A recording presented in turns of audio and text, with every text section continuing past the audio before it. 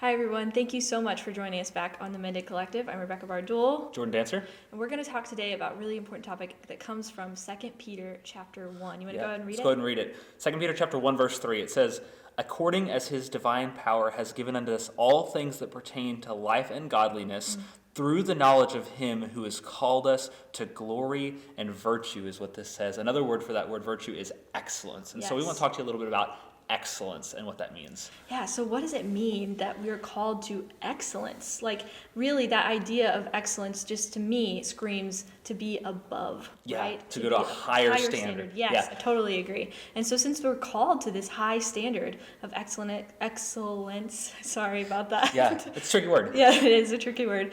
Since we're called to that, we need to do that and live that out in our lives. So what are some ways we can live that out? Yeah, I think one of the things that we need to do is, whenever I think about excellence, I think sometimes it's helpful to think about like opposite words to like contrast it. So I think about opposites would be like, subpar or mediocre. Yes. Or lackadaisical, not really trying very hard, right? Excellence means we're striving for something better. And so as we think about what it means for us to be excellent as Christians, what God has called us to, I mean, that means we don't need to be lazy. Yes. Because a lot of times it's easy just kind of like, well, I don't really want to, and just kind of get by without it. Or we're slacking, and we're not trying as hard as we could. Or we're just trying to get by. Yeah, I totally agree. And I think there's different areas of our life where we need this focus. Okay. So, right, like ultimately the focus is spiritually. Sure. We need to strive for excellence, and we need to strive to be studying, to be in His Word, to know more about God, and to have a relationship with Him. But secondly, there's a standard of excellence in our lives, excellence in our day-to-day interactions with other people and what we're doing. Because at times, friends, it can get super easy to just back off and be like, you know what, I'm tired today, I'm not going to put in the effort. Yeah. Well, I think this happens in jobs, and I think it also happens like spiritually too. Yeah. Like, because at some point, sometimes you can get to a point where you can slide by and nobody gives you any trouble, Yes. right? Especially if you've been a Christian for like all your life. You're 20, 25 years old. You grew up going to church before you had the choice to, right? Like, the language, how to kind of do things, and you can slide by, and nobody really gives you a hard time with it because you always come to church, and that's good enough. But God's calling us to better.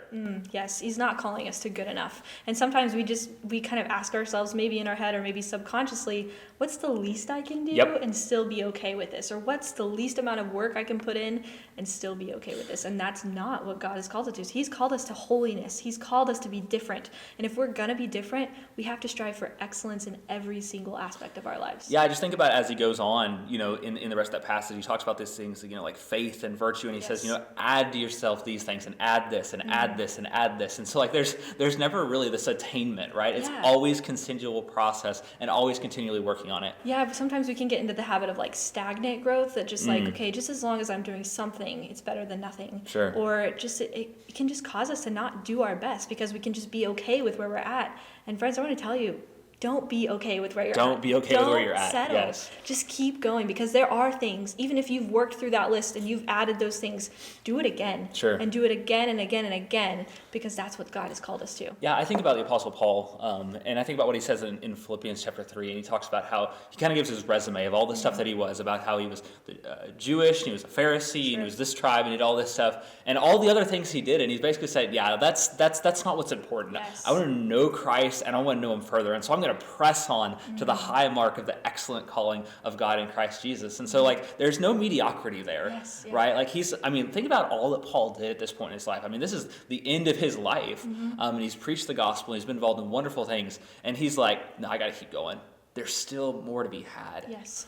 And even in the minuscule tasks and the mediocre tasks in our lives, this is a fact, and this is something that we need to be striving for, because everything you do in your life, 1 Corinthians 10:31 says, whatever you eat or you drink, do all to the glory of God. For the glory of God, right? No matter what we're doing, we're proclaiming Christ's name wherever we are. No matter what we're doing, we're living for eternity. So if we're doing that in every aspect of our lives, that means we're striving for excellence in every aspect of our lives. Yeah, and so we talked a lot about, like, spirituality. I mean, obviously that's there, how we want to know Christ and know Him deeper, because God is calling us to a further relationship with Him, and that's more and more beautiful. But it's like you say, it's in other areas too. It's in the work that we do. It's in the way that we have our family relationships. It's in the ways that we, just interact and live our lives, is not having a mindset of mediocrity, but having a mindset of growth and excellence and trying to get better and better. Totally agree. Thanks so much for joining us today.